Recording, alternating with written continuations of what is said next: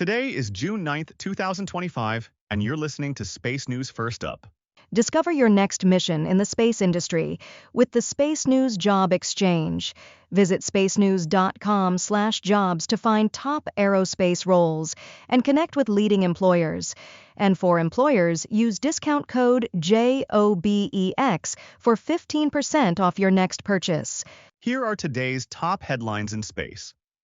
A year after its launch on a flawed test flight, NASA is weighing the next steps for Boeing's CST-100 Starliner crew vehicle.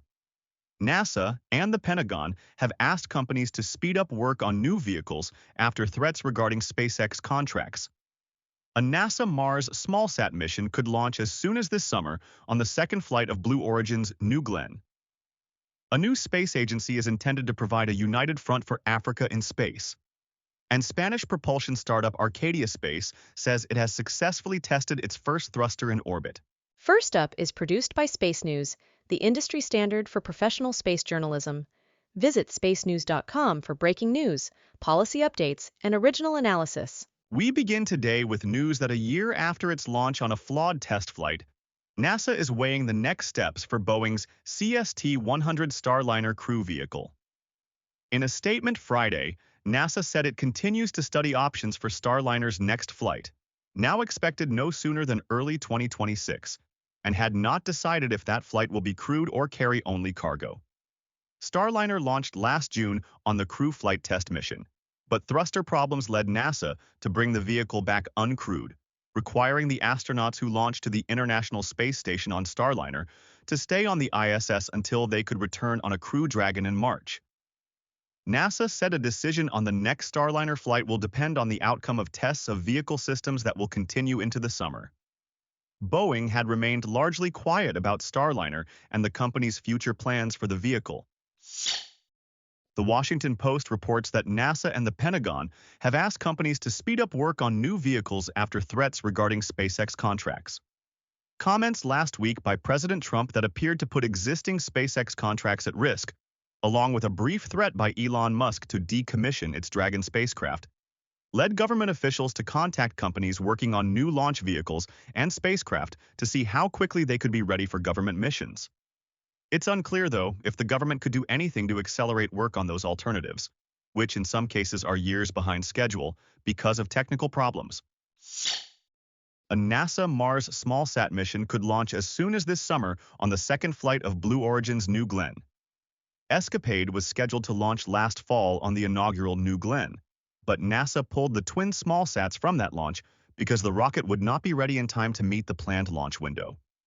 NASA's fiscal year 2026 budget proposal said the agency was working to launch Escapade on the second New Glenn between July and September, the first time Escapade had been identified as the payload for that second launch. A NASA spokesman said that represented a no earlier date for the launch, and Blue Origin did not comment. The company had previously said it would perform the second New Glenn launch in late spring, but has since pushed that launch back to no earlier than July. A new space agency is intended to provide a united front for Africa in space. The African Space Agency was formally inaugurated in April when it opened its headquarters in Cairo and signed far-reaching cooperation agreements with ESA, the UAE Space Agency, and Roscosmos. Over the past 3 decades, 18 African nations have collectively deployed more than 60 satellites. Yet, Africa's space sector remains relatively small on the global stage and heavily dependent on foreign support.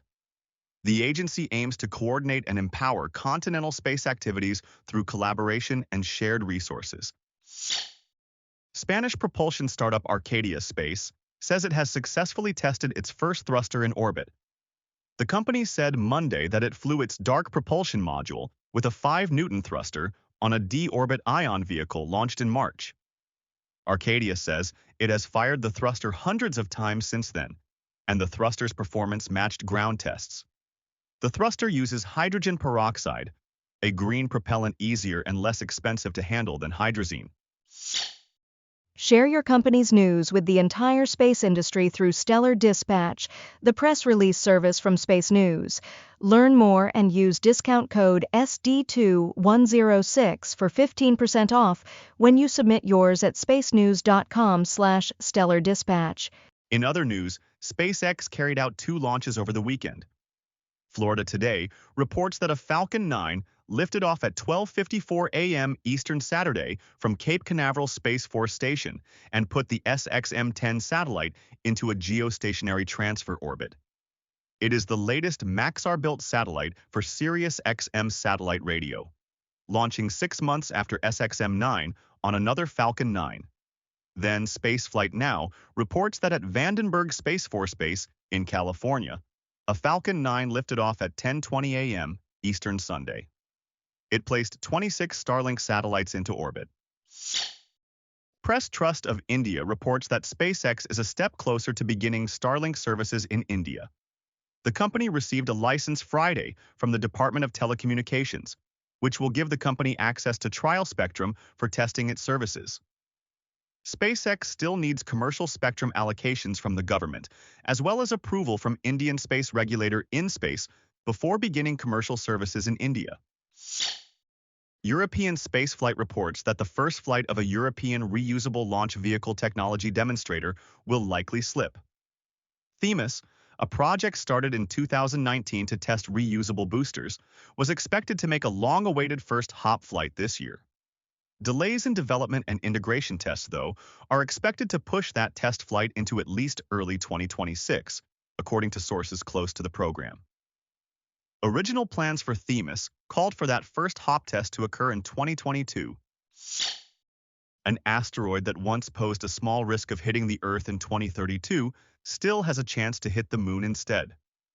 Observations by the James Webb Space Telescope have refined the orbit of asteroid 2024 YR4, an asteroid that early this year had a 3% chance of hitting the Earth in 2032, before improved knowledge of the asteroid's orbit ruled out an impact. The asteroid still has a small chance of hitting the Moon in 2032, and the Webb observations increased that risk from 3.8% to 4.3%. The asteroid is now out of view of both ground and space-based telescopes, and will remain so until 2028.